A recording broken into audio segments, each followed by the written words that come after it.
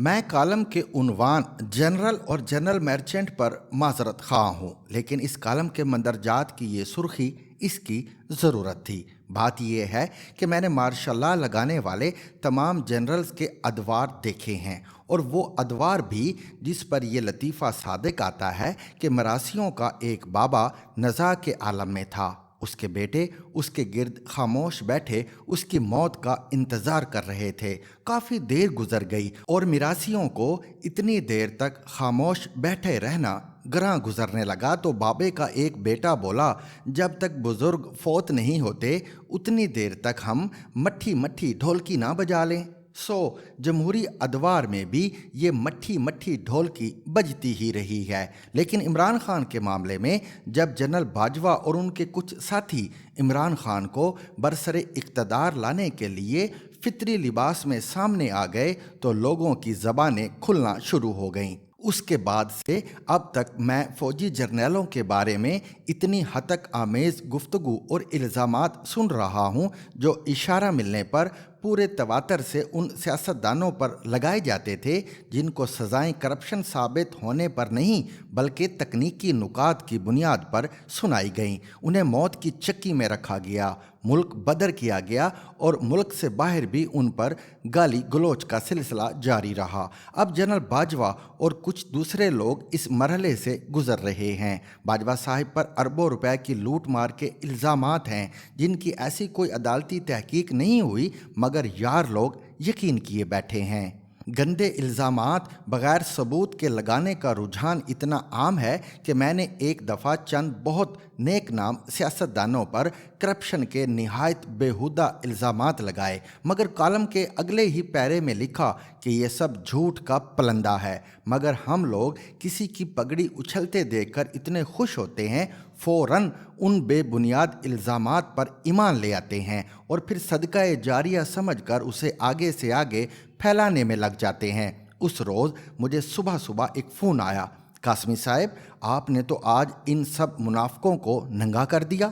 میں نے کہا بھائی اللہ سے ڈرو، میں نے اگلے پیرے ہی میں لکھا تھا کہ یہ سب الزامات بکواس اور بیہودہ ہیں۔ جس پر یہ صاحب بولے وہ تو میں نے پڑھ لیا تھا، مگر وہ تو لیپا پوتی تھی، اصل بات وہی تھی جو آپ نے پہلے پیرے میں لکھی۔ صورتحال یہ ہے کہ ان دنوں ہمارے جرنیلوں کی اس بری طرح مٹی پلید کی جا رہی ہے جس کی اس سے پہلے کوئی مثال نہیں ملتی۔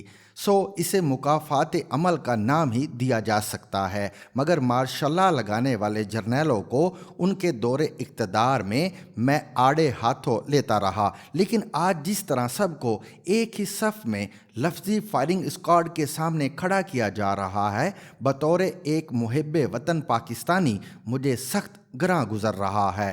سب جرنیل تو ایسے نہیں ہیں، ان میں سے بہت سے ایسے ہیں جنہوں نے آئین کی حدود میں رہتے ہوئے اپنے فرائض انجام دیے، مگر ان دنوں پی ٹی آئی جو فضا پیدا کر رہی ہے اس کی تائید نہیں کی جا سکتی۔ ایسے لگتا ہے جیسے عمران خان کے چہرے سے جس طرح ایک ایک کر کے سب نقاب اتر رہے ہیں، اس کے بعد ان کی خواہش اس کبڑی بڑھیا جیسی ہو گئی ہے جس سے کسی نے پوچھا کہ اماں تمہاری تو بہت خواہش ہوگی کہ تمہارا کبڑا پن ختم ہو جائے۔ اس نے کہا نہیں، میں چاہتی ہوں ساری دنیا کبڑی ہو جائے۔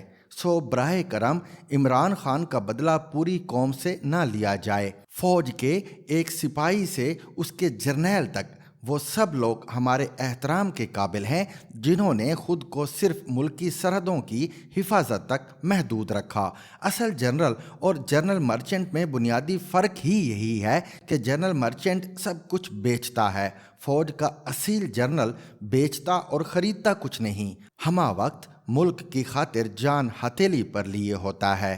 براہ کرم فرق ملحوظ رکھیں۔ میں نے اوپر کی سطور میں ذکر کیا کہ فوج کے خلاف ایک ہوا چلی ہوئی ہے اور اس میں نیک و بد میں کوئی تمیز روا نہیں رکھی جا رہی۔ منیر نیازی کی ایک بے انتہا خوبصورت غزل ہے، میری ساری زندگی کو بے ثمر اس نے کیا، عمر میری تھی مگر اس کو بسر اس نے کیا۔ کسی نامعلوم شاعر نے جنرل باجوہ کی عمران دوستی کے حوالے سے اس غزل کو سامنے رکھ کر ایک غزل کہی ہے جو جنرل باجوہ اور عمران خان دوستی کے حوالے سے ہے۔ آخر میں یہ پیروڈی ملاحظہ کریں۔ میری ساری زندگی کو بے ثمر سر نے کیا، عمر میری تھی مگر اس کو بسر سر نے کیا۔ ملک میں منتخب سر کی کرامت سے ہوا، پھر مجھے اس ملک میں نامعتبر سر نے کیا۔ میں الیکشن میں بہت کمزور تھا سر کے بغیر، پھر اسمبلی میں مجھے کمزور تر سر نے کیا۔ راہبر میرا بنا گمراہ کرنے کے لیے، مجھ کو سیدھے راستے سے در بدر سر نے کیا۔ غیر ملکی فنڈ ہو یا توشہ خانے کا غبن، مجھ پہ ہر الزام سے صرف نظر سر نے کیا۔ ملک کو برباد کر کے رکھ دیا سر نے منیر، ملک پر یہ ظلم میرے نام پر سر نے کیا۔ To watch and listen to more informative videos and Urdu, English columns, subscribe to our YouTube channel. Zigzag News explores literature.